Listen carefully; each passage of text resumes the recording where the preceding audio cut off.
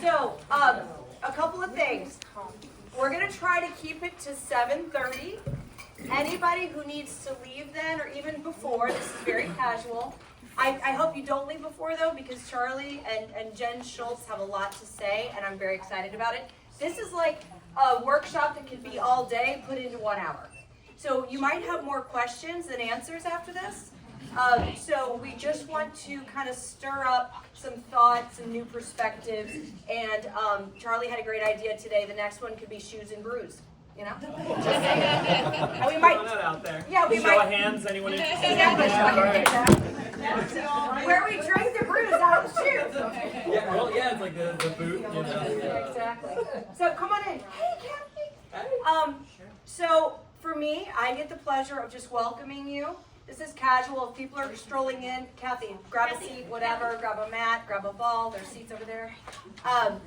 Because I really want to get to the meat of why we're here, but I just want to set a tone.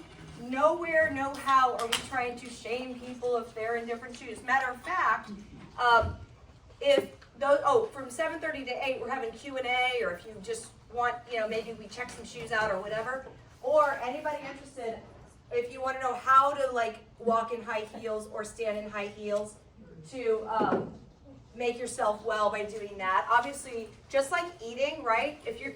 Everyone who's here, I guess, is trying to be well on some level, right? That's why we're here.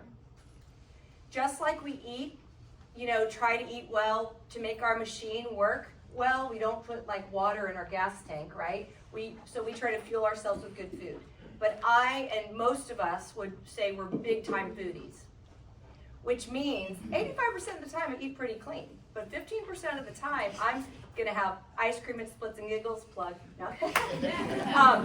I'm gonna, go to Citronelle and I'm gonna have the big bread basket. I'm a foodie. I'm gonna have all 7 courses. That's fine. Then I know how to eat the next day. Same thing. If I go to a wedding and I have this really cute dress, I have a picture of it. I should have brought it in. Where I wore those neon stiletto heels. Danced all night, loved it. Well, what did I do? I rolled out my foot. I stretched. I did all the things. I still had a little more hip and back pain the next day. I was okay with that. That was my choice. But if you want to add another layer of wellness to the predominant, most of your day, I am so excited for what Charlie and Jen have to share with you tonight. So it's really about your goals and your choices, which they're going to go over. This is about just, hey, learning something new and having a little more wisdom, but you still get to make choices. Like if you want to eat that chocolate cake or whatever, I'm going to do that. That's what I mean, yeah. Or if I want to wear different types of shoes, that's great. But we want to make sure we have the best machine we can so that we can live longer, bigger lives. And that's why we're here. Come on in, Raphael. Speaking of Citronelle, he makes the bread. This is the chef. That is so funny. Oh my God. Raphael, there's a chair over here. There's boxes over there, whatever you want to do. Okay, so let's get started. Charlie, oh wait, let me just give a huge thank you to Charlie. Charles O'Malley, ladies and gentlemen. Brandy Keener and her daughter Olivia, thank you. They helped her, Natalie Smith, thank you. Heather and Shannon, the other physical therapists, thank you. And Lori will probably be here soon. Come on in, everybody. And Jen Schultz, wave your hand. She brought most of these shoes. She just has a passion for it. She's not a physical therapist. We've been talking to her a lot. We have an in-service for just us. And we said, we need to spread this around. We need to share this information. So here we go. All right, so one of the most common questions we get asked in any PT session, and a lot of you here have already asked that question is, I need to buy new shoes. What should I get?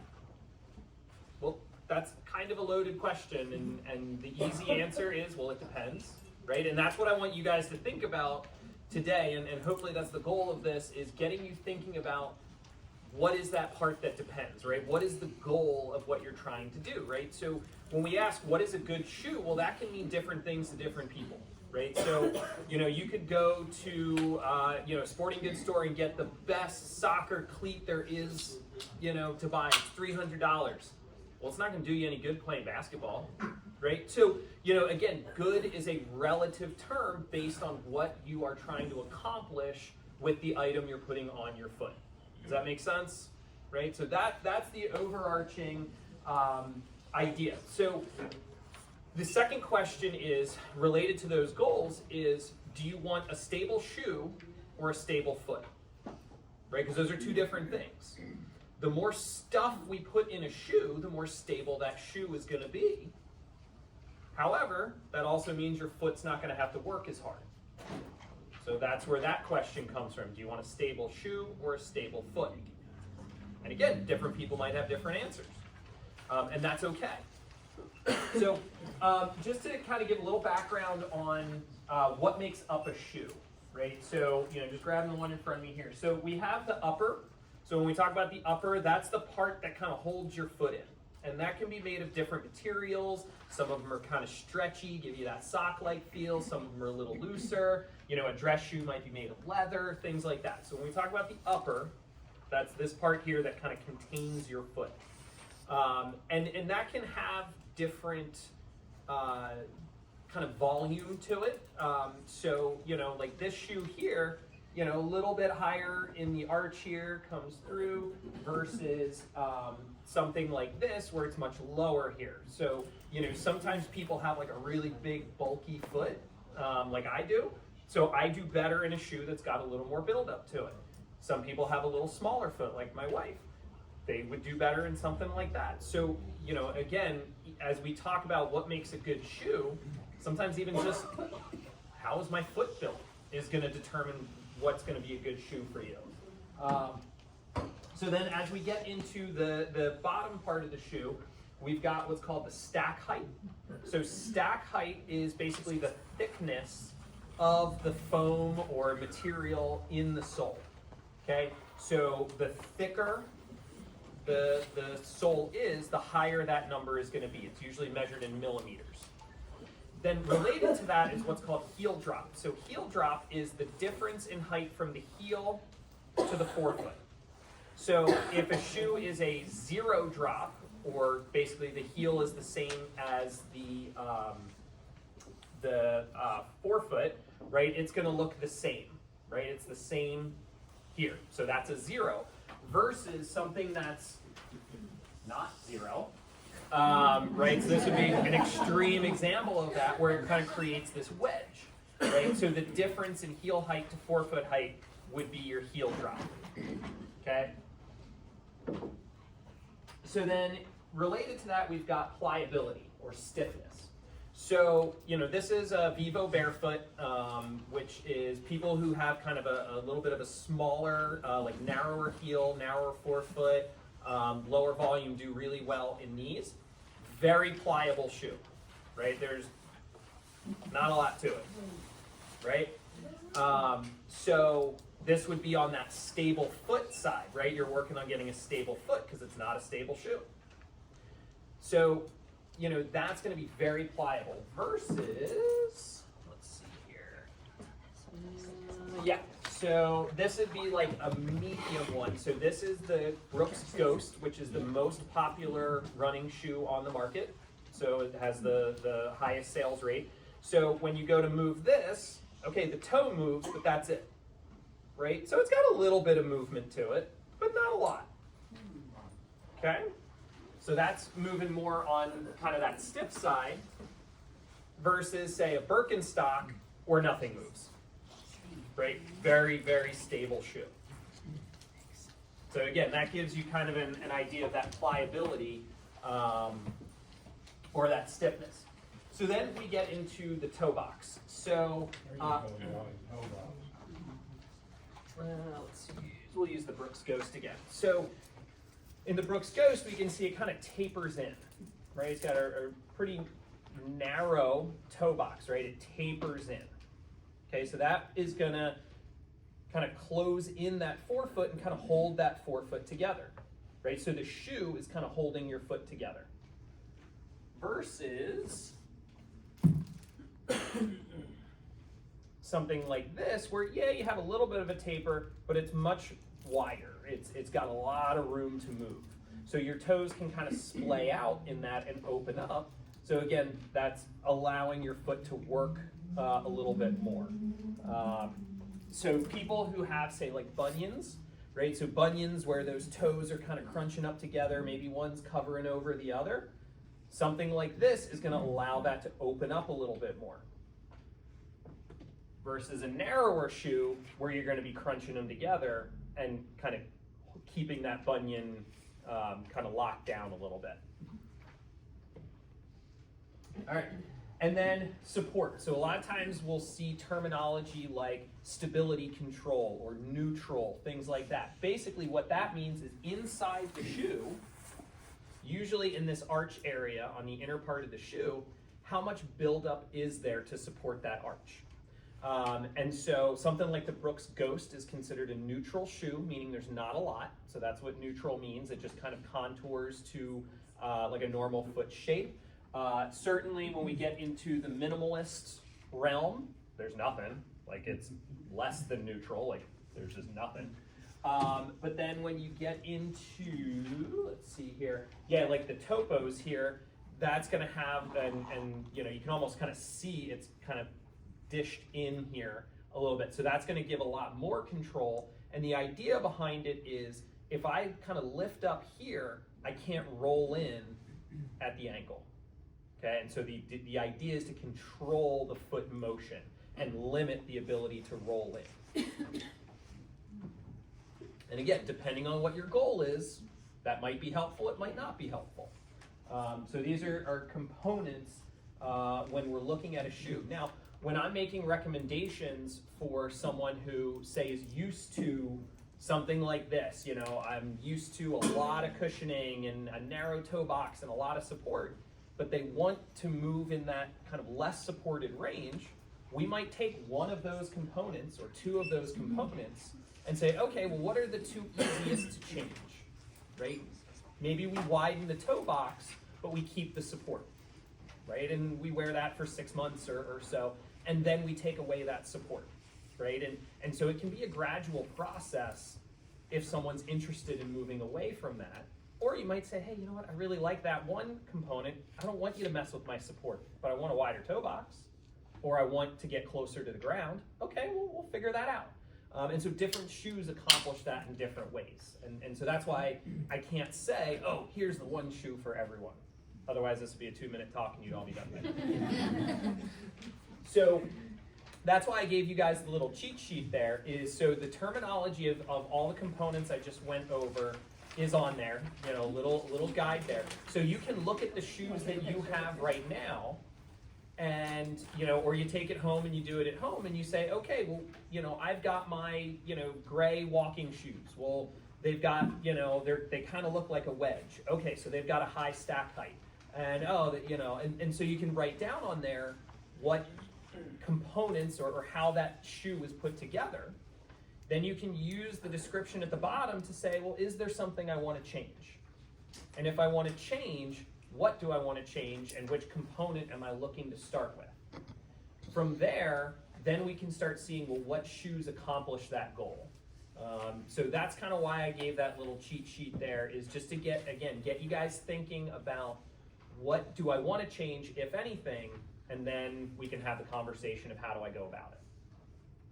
Make sense? All right, I'm seeing lots of nods. That's good. Charlie, can I say one thing? Yeah, absolutely. What I'm excited about Charlie's doing is introducing all the details about footwear to make you have another layer of wellness, right?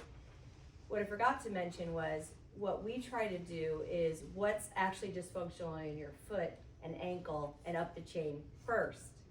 So we give talks sometimes at Gardeners, Masters, and more on best sleeping positions to marry with their best mattresses for each individual. It might be different. It's kind of a similar effect here. So let's say you decide with the worksheet that Charlie has for you, you want certain goals, but we have to help you get those goals. That's where physical therapy comes in, or skilled physical therapy on the foot and ankle and up the pelvis.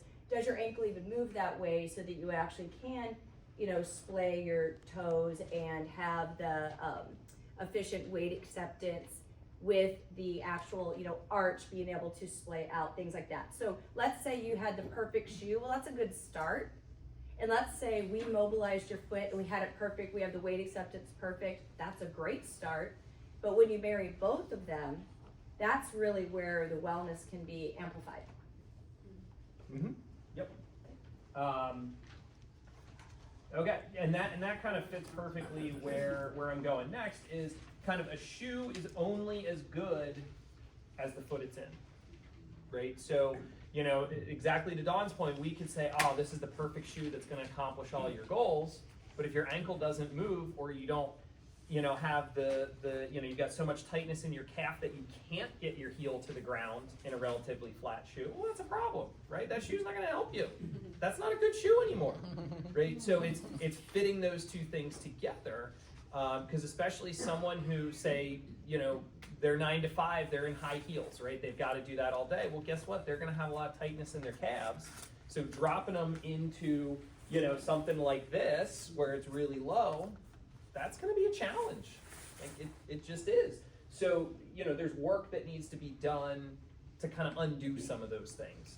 And again, that's a more nuanced piece of the puzzle. But hopefully, again, that kind of helps with the understanding.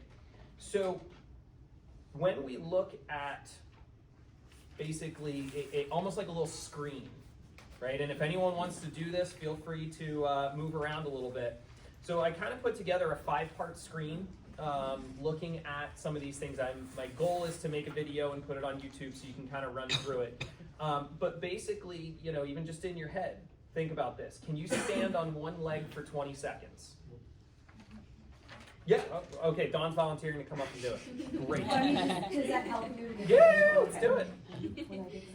Okay. I may not be able to do it all, but I will try. Okay, so, you know, standing on one leg for 20 seconds, right? So can someone do that? Because that's a big component of balance, okay? And we'll talk about how balance plays, or how shoes play a role in balance here. Ankle mobility. So if you were standing at a wall, I'll just have you turn around at the table here, and so you go about 10, yeah, that'd be great. So if you're about 10 centimeters away from a wall, so it'd be about the width of your phone. So if we were to take a phone, That's good. drop it on the ground, like there, back. Yeah. Can you keep your foot on the ground and then get your knee to the wall? So that's a really good quick screen of ankle mobility, right? Because if you don't have the ankle mobility to do that, well, you gotta work on it. Because then again, putting you in a shoe that asks you to do a lot at your ankle probably isn't gonna work. Okay, so the next one is your forefoot mobility. So can you, actually you might have to sit on the ground to do this, can you interlace your fingers in between your toes? Right, do you have the ability, and it doesn't matter if you go from the top down or the bottom up, but can you spread your toes Like out this? far Am I enough? doing it what you want? To get your fingers between your toes. You'd be amazed at how many people are like, oh, heck no. Right? So the ability to do that is important. And I even have a super bad bunion on my left, but I don't let that stop me. I keep working on the mobility in which I still can do this. But if you look at it, it's pretty gnarly. Yeah. And then can you do toe yoga? So if you want to stand up. And so toe yoga is where you keep 4 toes down and lift your big toe up, and then put your big toe down and pick your 4 toes up. So it's like a foot coordination exercise. There you go. So this is almost as much for your brain as it is for your foot, but it's really looking at, can you control your foot? Right? And these are little things that we kind of take for granted. But if your foot is smushed up in a really narrow shoe that's squeezing it together, you probably can't do these things. So we might want to work on that. And then the final one is looking from a power perspective. Okay, so this is the big thing in a lot of these fancy running shoes that are like super technology driven. The goal of these shoes is energy. Right, they're trying to get energy back into your running. They're designed for elite runners, but yet, you know, we have non-elite runners wearing them as their everyday shoe, and that's not what they're designed for. So my question is always then, well, what's your energy, right? What energy are you putting into the ground? So there's what's called the broad jump test. So the broad jump test is basically you stand on a line, and with no momentum other than just your arms, you jump as far forward as you can. Not sure I can do this. I feel it every place. It's almost coming up on a year. I haven't tried this, so we'll see. All right. So what's my goal? So you should be able to broad jump your height. I know, so where do you think? Oh my! Well, we'll mark it and we'll see. No pressure. Good. All right, so you're right there. Nobody can broad jump their height, come on. Not with that kind of attitude, Bob. That's right. All right, so Dawn, how tall are you? Oh, yeah, no, You know what? I thought it was 5'6", but I just got it measured. It was like 5'4". All right, so your broad jump was 4'10". You got some work to do. We're all a work in progress. So you are not cleared to wear high-level, overly technology-driven. Did I wear shoes. my heels? No. That's a different discussion. Do you have a question? Yeah. How far?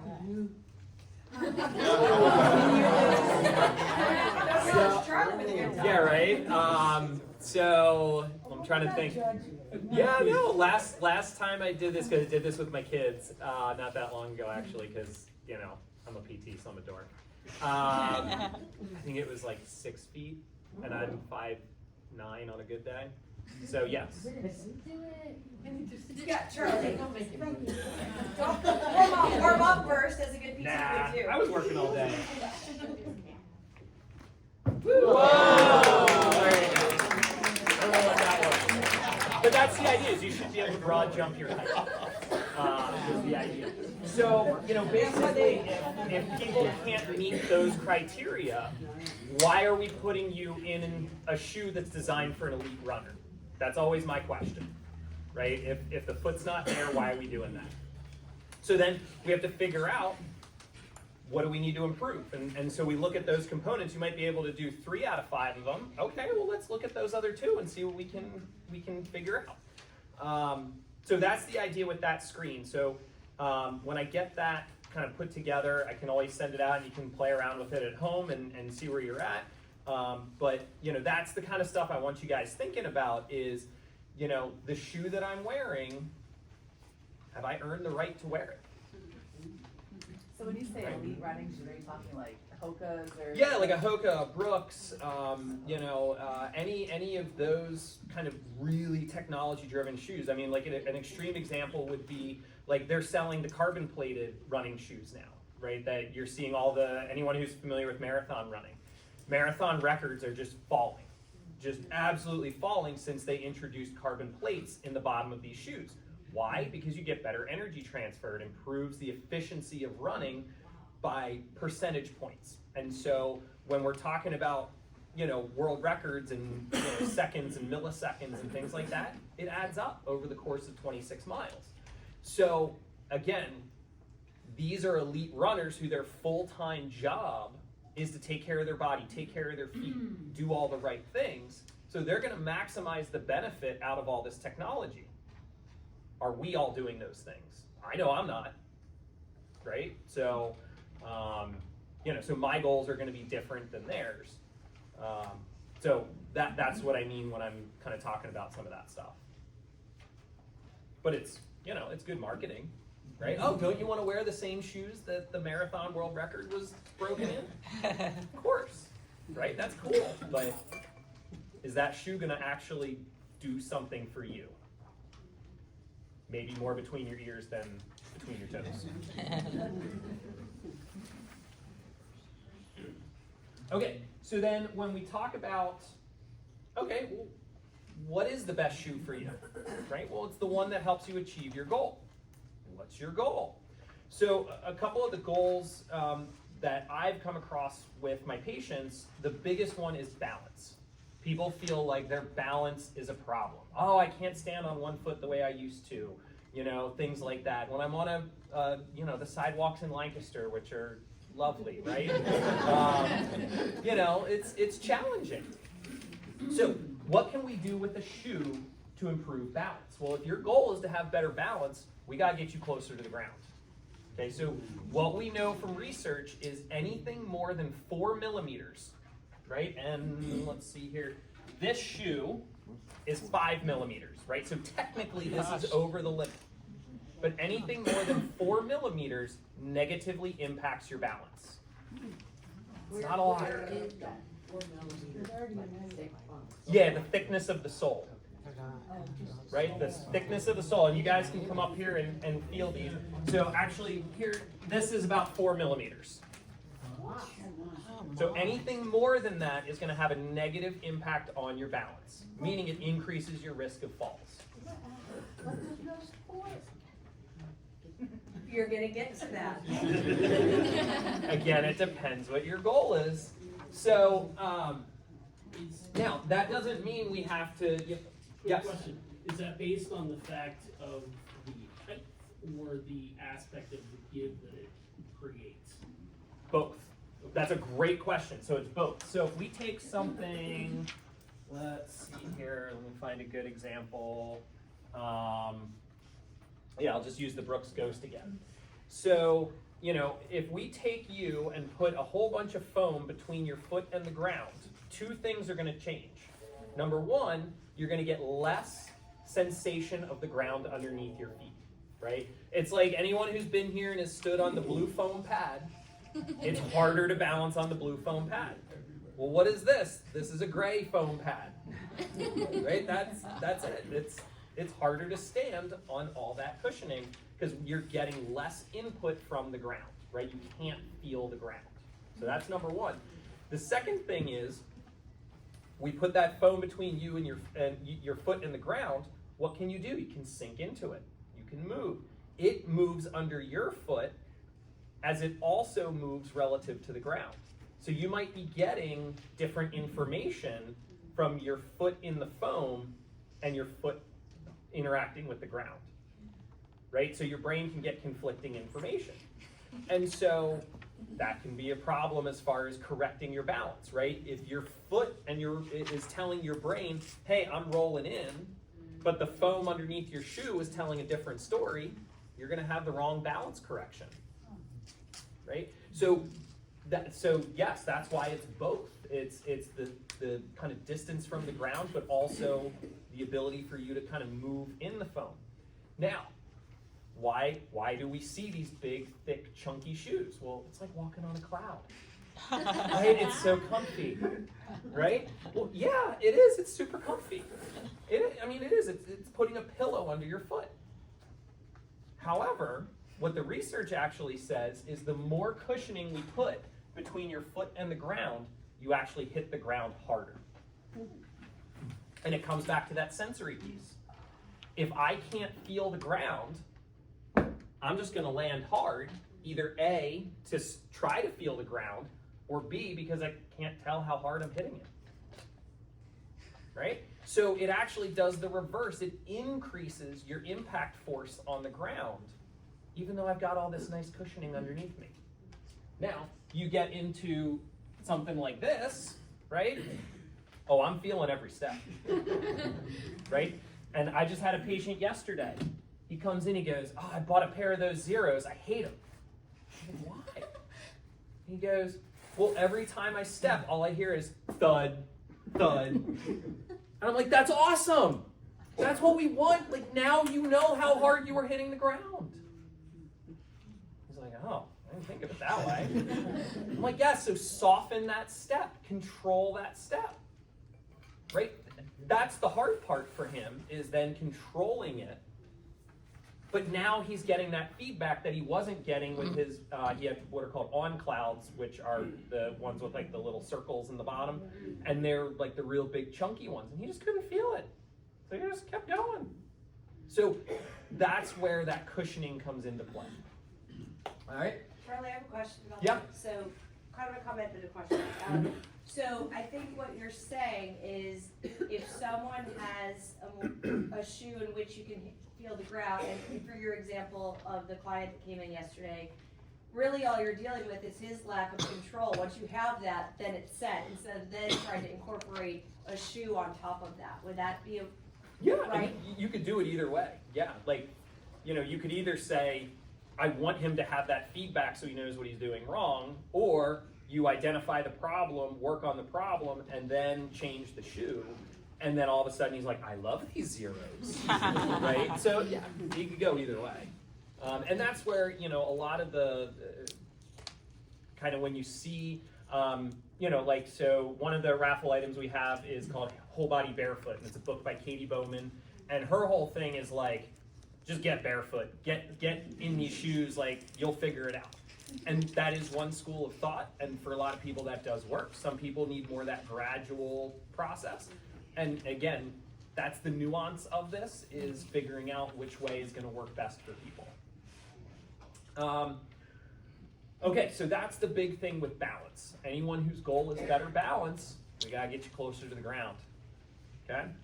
So then, if someone's goal is, I want my feet to be stronger, right? Okay, well, what's that gonna look like? So again, we've gotta get you a little closer to the ground. It doesn't necessarily have to be 4 millimeters, but we could take something like this, which is relatively low. It'd be like low to medium, right? It's a very pliable shoe.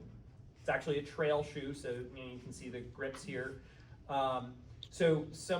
This is called an Ultra Superior, and some people really like this, even it's just like an around town shoe, because it does have that pliability, but you still get a little bit of protection from the ground. Okay, so the pliability is the thing that's going to make your foot work, right? Because when you step on that uneven sidewalk, your foot has to accommodate to it, right? As opposed to a really stiff shoe where you're just going to pivot over it, right? Here you do have to accommodate to it, but if you want your feet to be really strong, get really low, right? That is going to make you work even more, right? So again, what's our goal? Are we kind of slowly stepping down, or are we just going for it? And again, there's different ways to go about that. But yeah, if we're talking about stronger feet, so we want that lower stack height. We want a 0 drop, so meaning the heel and the forefoot are the same, right? Because that's going to put that calf in a more natural position, so it's working in the position it's designed to function in. We also want that wider toe box, right? Because now your foot has to work, it has to splay, right? So all those little muscles have to work and stabilize, right? So all those things are going to work together to make your foot work, right? And when things work, they get stronger. Yeah. I'm going to ask you a question. Does Asia have a shoe that I can walk around and outside rather than the trail shoes? To me, I don't know, it's very prone to falling. Oh, were you getting hung up on the lugs? Yeah. Like catching? Yeah. Okay. Yeah. How about we talk about specific shoes in a little bit, like during the Q&A part. Okay. But yeah, we can kind of talk about differences and things like that on specific ones. But yeah, so that's the idea. If you want your foot stronger, we got to make it work, right? If we put you in a cast, your foot's going to get weaker, right? So the more support, the more we build up underneath your foot, the weaker it's going to get over time. So if you want your foot to be stronger, let's make it work. All right. Now, if you're, say you have a new onset of foot pain or something like that, so you're trying to get a little recovery, right? Or I'm an ultra runner and I'm running these long distances, and you know what? On my day after my run, I just want something that's going to make my foot feel good. Okay, no problem. That totally makes sense, right? Recovery is a part of the process. So, when we look at recovery for short-term pain reduction or recovery, we do want that little bit of higher stack height. That's okay, right? In that situation, you can have a little bit more heel lift, right? Like that, we kind of talked about that wedge position or that wedge shape of the shoe. Okay, offload that calf a little bit. That's okay. Especially if you're a 4-foot runner or something like that, where you're really working that calf hard, go ahead, give it a break for a day. I'm okay with that. And if you want that little bit of a more snug fit to tell your 4-foot, hey, you don't have to work quite as hard today, that's fine, right? All those things can help in recovery. I just had a patient not that long ago, she had a stress fracture in her foot. And her physician put her in Hokas, right? A big, chunky, thick Hoka. I was like, that's brilliant, right? That's a great use for that shoe. instead of being in a boot, right? Because that was her other option, was being in a boot. And boots, anyone who's worn a boot, you know that they're clunky, they, make your hips all uneven, you can't, move around in them. I thought that was a brilliant idea to put her in a Hoka. Now, do I want her to stay in those long term? Absolutely not. But, so there's a purpose, right? It's okay to give your foot a little break. But again, what's our goal? Right? It always comes back to what's our goal. Now, long-term pain reduction. So say, this is someone who's had, plantar fasciitis on and off, Achilles tendonitis on and off, and they're just like, man. So again, usually those types of issues are resolved by having a stronger, more mobile foot. So if you're following along, if we want our feet to be stronger, we want a little more mobility, guess what? We're getting you closer to the ground. We're going to get you more in that zero drop position here, and I'll use this shoe as an example. I really like this as a transition shoe for someone who's trying to get there, right? But maybe they've had some pain, they're a little hesitant. This is called a Merrell Trail Glove. If we come back to that upper, right? So the upper is kind of a sock-like fit, so it kind of hugs the foot nicely. But it's that zero drop, right? So the front is the same as the heel. It's quite pliable. It's got a little bit in the midfoot. You can see it's kind of built up a little bit.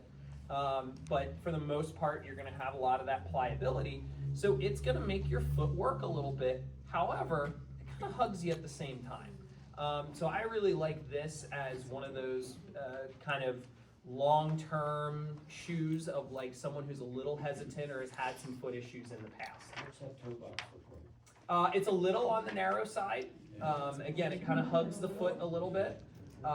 But again, the sock-like upper has some give to it. So as you step on it, it does kind of expand, but it kind of moves with you. And so again, it kind of gives people a little help in that way, but still allows that kind of toe splay to happen. So again, that's a Merrell Trail Glove. I really like this shoe for that purpose.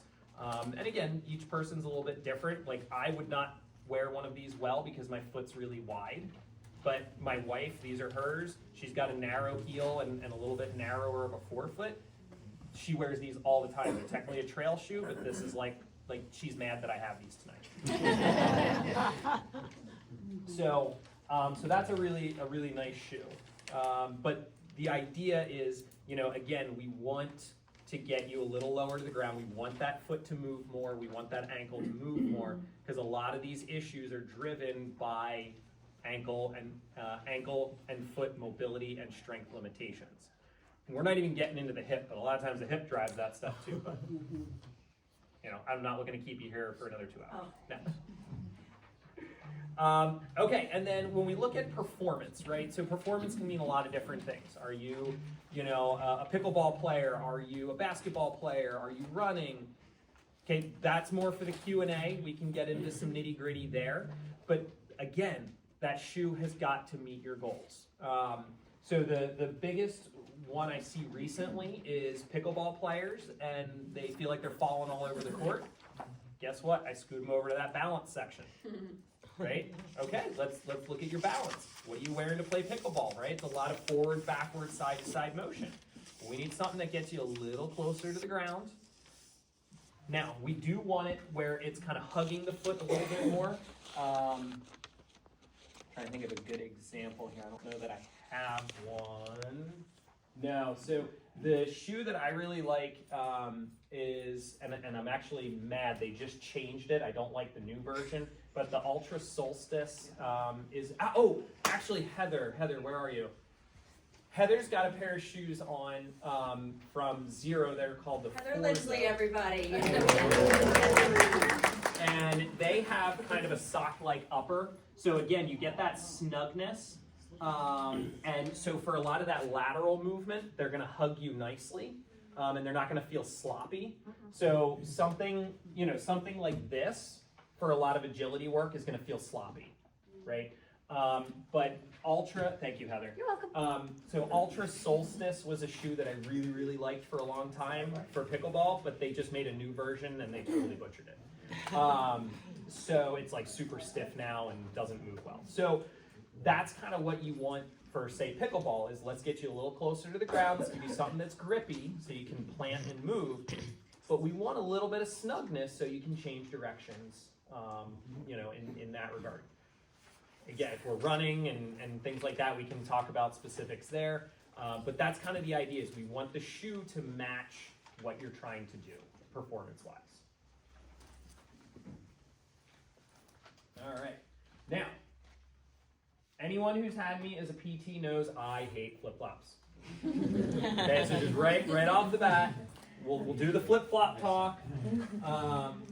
But flip-flops are the bane of my existence.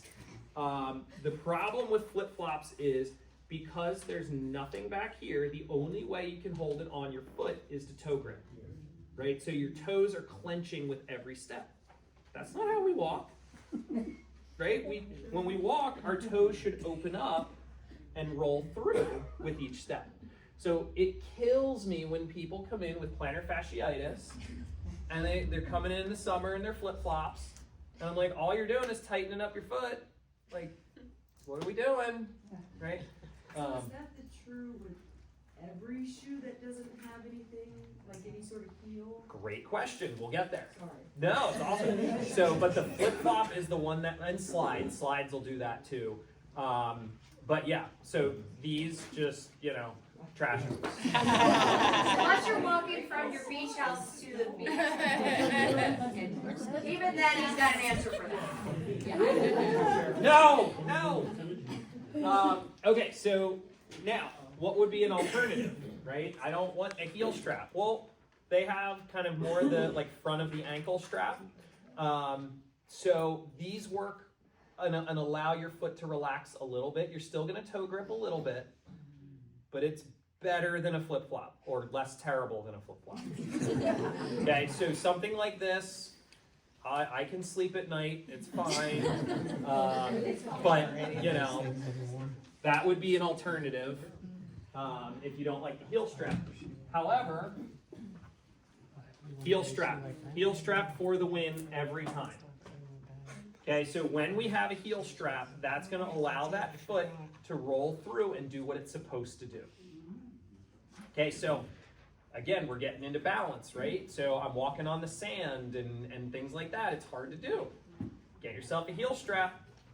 It's going to connect your foot to the ground, and especially we get you a little lower to the ground. So these are Tevas. They've got, a little bit of cushion, so these are really nice for, I'm kind of doing maybe like I'm walking along the river or, somewhere where it's wet or whatever, but maybe I want just a little protection for my feet. They've got good pliability, but a little bit of protection. But again, it's all about that heel strap. That's what's gonna help you out. And then I kind of showed you these guys earlier. This is this is what you'll find me in the summer. I love these. I never liked sandals until I found these. There is nothing to them, and that's what I like about them. It's got the heel strap, but it's basically just like walking barefoot all summer. It's great. Not for everyone, I get it. But again, if balance is an issue, if you're thinking about foot strength, you want your feet to move, they have no choice but to move. So these are called Zero Aqua Sport.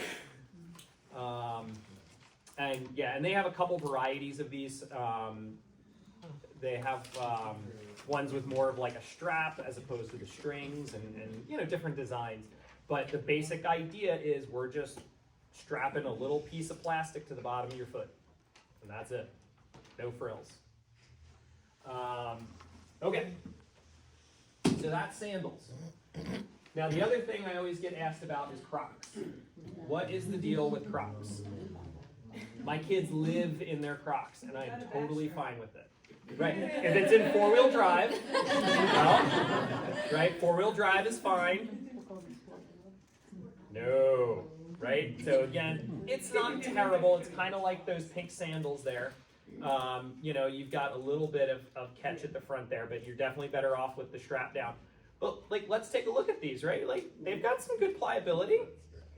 You can move around in them, right? A little bit of cushioning, but you're relatively close to the ground. Big old wide toe box. I love that. Right? And you know, people look at Crocs like they are ridiculous. I'm totally fine with them. I think they're great. I've had so many patients who they had a foot surgery or something like that, and they're like, oh, I've just been wearing my Crocs all the time, and man, I feel really good. I'm like, great, keep wearing them. Right? They're great. So if any of your kids or grandkids are in the Crocs and you're annoyed and you think they're ridiculous, they're not. They're fine. Yes. 4-wheel drive. Yep. Another thing with kids' shoes, Chuck Taylors, 0 drop, a lot of pliability. I love them. Love them for kids' shoes. What's that?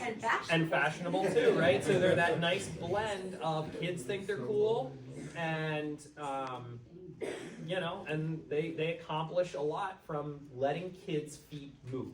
What brand did you say? These are Converse, Chuck Taylors. Yeah. Yep. So one of the biggest things that I see in kids, especially kids who play a year-round sport like soccer, is they're in a cleat all the time. Cleats do not move, right? That's the goal of that shoe, and that's fine. But then what do? We put them in chunky light-up shoes, and we put them in, you know, whatever, and their foot never moves. And so now you're taking a kid, and right from the start, they're going to grow up with a weak foot because their foot does not move. Not awesome, right? So, you know, so especially if it's a kid who plays a year-round sport, or, you know, and that's a whole other discussion, but, you know, if they're in cleats a lot or sport-specific shoes, get them in something that moves. Get them in a Croc. Get them in a Chuck Taylor, right? Something that moves easily. A low-cost entry point for kind of a little more pliable shoe for kids is called a Saguaro. It's an Amazon brand. Super pliable. Yeah, they're a great little shoe, and you can get them, like, some of the colors are as little as like $15 for a kid's shoe. So I really like these Charlie. as a kid's shoe option. Yep. Also with kids' shoes, if any of you have having children or grandchildren, when I had kids, the Robies shoes, you know what those are? There's like almost like little moccasins. Yeah. Those are great. Keep them barefoot, but obviously Yes. you need, you know, if you're going out or something. But those are perfect gift for, you know, little newborn babies that are starting to walk. Yeah, that's exactly right. So keep them barefoot is the best thing, right? Like in our house, you get in the house, shoes off. And keep No them shoes in the house at all. Right? Oh yeah, my kids. My daughter got really into riding her bike barefoot. I'm like, awesome. Like that's great. Not what I want to do, but she was all about it. So, real quick, I don't want to take a deep dive into orthotics, but I just wanted to bring it up. Orthotics are great if there's a like structural problem, right? Someone's got a torn ligament, a bone that didn't heal right, whatever. But again, if we're just talking about general population, we want a stable shoe or a stable foot. Again, that's our question, right? The question we keep coming back to.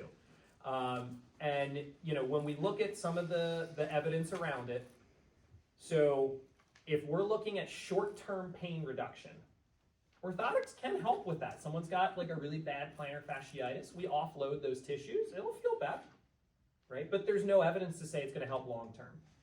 More than a year out, people are going to be in the exact same situation they were in because the foot gets weaker. Right? You're not using the foot, you're not changing what caused that plantar fasciitis in the first place. Now, if someone's really used to wearing orthotics and they don't want to give them up, there's something called a bridge sole. Did you bring? My husband had them in his shoes. Yeah. I didn't bring them.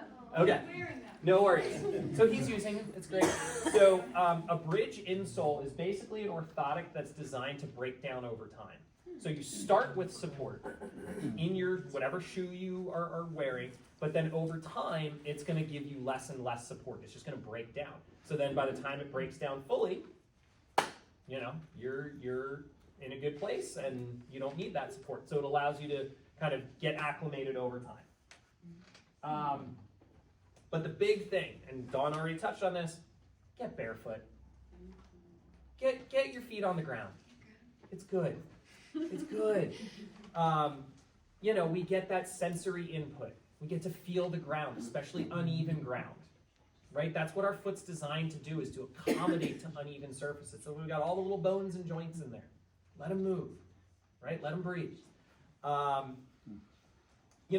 Another way of thinking about it is, okay, so say I work in a factory and I do this all day. Right? I do one motion. Right? You would all look at that and be like, man, why would you do that for 8 hours? That's stupid.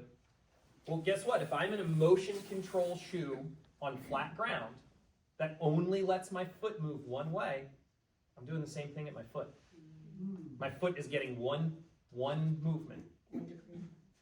It's going to lead to overuse injuries. It's a repetitive stress. Okay? And I'll just leave you with this last little fun fact. So when they've gone to study tribes in like the Amazon rainforest that have never worn shoes, and they kind of study them to see what do their feet look like. The incidence rate of plantar fasciitis in athlete's foot is 0. Athlete's foot. Yeah? Athlete's foot is 0? 0. They do not have it at all. Fungus, right? Yeah. Right? Why? What do we do when we put our feet in shoes, right? Imagine wearing mittens all day. Right? How sweaty would your hands be? Right? Like people come in, they're all like, oh, I'm sorry, my feet are sweaty. I just came from there. Well, of course, they were in little foot coffins for the last hour. Of course. So, just think about that, right? People who never wore shoes don't have plantar fasciitis. They don't have athlete's foot. And these are like, what's that? Like less overall orthopedic issues too? I don't know the data on I that. think that Okay. podcast said that. Okay. Yeah, I don't remember the data on that, but I just found that fascinating. And their feet look totally different. It's like a wide, muscular foot with these like almost finger-like hooks. They're awesome. So, or at least I think they're cool. Yes. Cold feet. I get cold feet Mm-hmm. in this season and on, but barefoot doesn't help that. Okay. So Jen was kind enough to bring Show her the warm ones.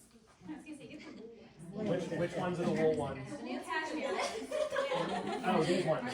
These guys? Yeah, those. Yeah. Show her those. 'Cause that's Okay. So these are a nice wool cashmere blend, and they have individual cutouts for toes. I always laugh at that. Are you laughing at me? So, and they do have some with like treads on the bottom if you don't want to be slippery.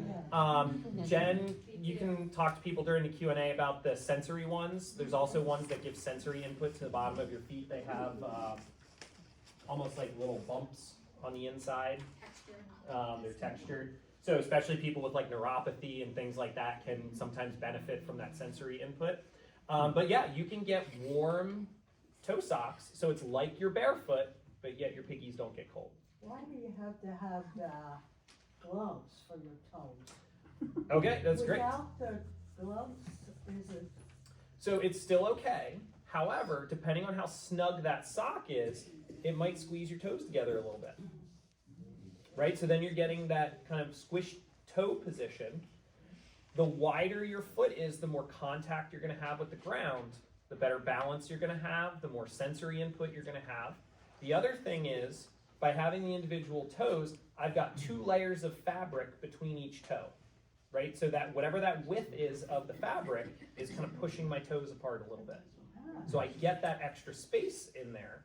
Versus if I'm in a toe, it's skin to skin, and you're going to get a little sweatier and get a little friction there, in addition to them being kind of scrunched up. So that's the nice thing about some of these toe socks, especially the winter ones. Yeah, great question. Sounds like, Yeah. people started to ask questions, but did you have something else to add? Yeah, Before the so questions start. yeah, the only other thing, and this kind of touches to what you were just asking about, is toe spacers. So toe spacers are a nice little tool, and that's actually one of the raffle items. You can wear them, these little guys, you can wear inside your shoe to help with that spacing. So if you get a wide toe box shoe, Because say your goal is, I want to have a little better balance, a little more foot pliability. You put these in between your toes, it spaces them out. If you have enough width in that toe box, it'll allow you to get used to that foot being wider. If you don't want to wear them in your shoes, you want to kind of kick back and relax. There's a bigger, these are called yoga toes. And so these get a really nice wide spacing. These I typically have people wear for like a half hour. You're sitting watching TV or whatever at the end of the day. Pull those toes apart. I'd work up to it though, maybe 5-10 minutes. Yeah. Oh yeah, work up to a half hour. Yep. Versus the ones you put in your shoes. Again, that would be something you work up to. Maybe you start with a half hour and then pop them out, but then work up to being able to wear them all day. So yeah, the toe spacers are a nice little idea. And then that goes in conjunction with the toe socks. Because again, it's that same idea, spread those toes out, let those toes move, let them move individually as opposed to being smushed together.